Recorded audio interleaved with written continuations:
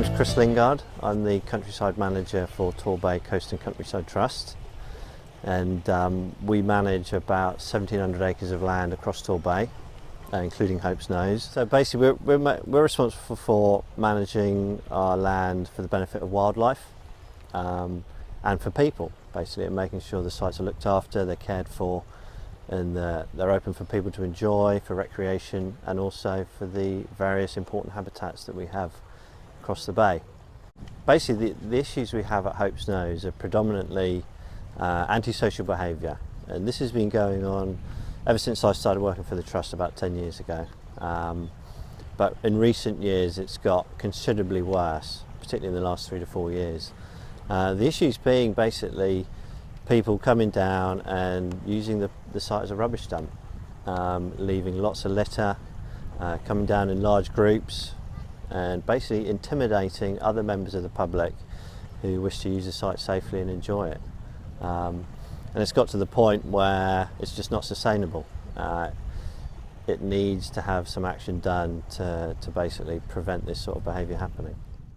The site is a SSSI, a site of special scientific interest, for a number of reasons, for the flora but also for the geology. So particularly fires, which are really common, on the actual rock face can actually damage some of the corals, some of those archaeological features. We know for a fact that offshore all the rubbish and tackle that's left has been trapping seabirds, and it's basically like it's dead. There's very little marine life underneath the water. Fishing line itself, all the hooks and all the rubbish that's left, is not good for seabirds that can get caught. But also, and really importantly, it's not good for families, for children, for members of the public to come down and use the site safely. So it's a big knock-on effect right across the board.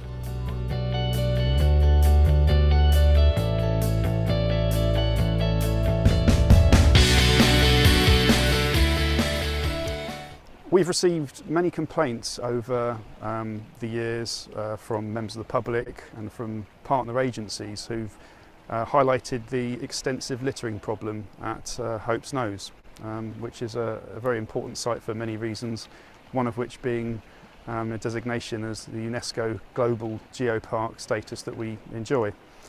So we've had numerous complaints and have tried through standard techniques, if you like, to try and address the problems of littering, but sadly the current enforcement options available are insufficient to be able to effect the change that this site deserves.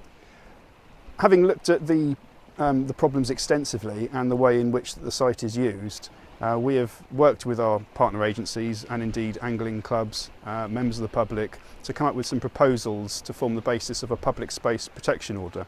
This is a piece of legislation which allows us as a local authority to work with others to address very specific issues in a very specific area.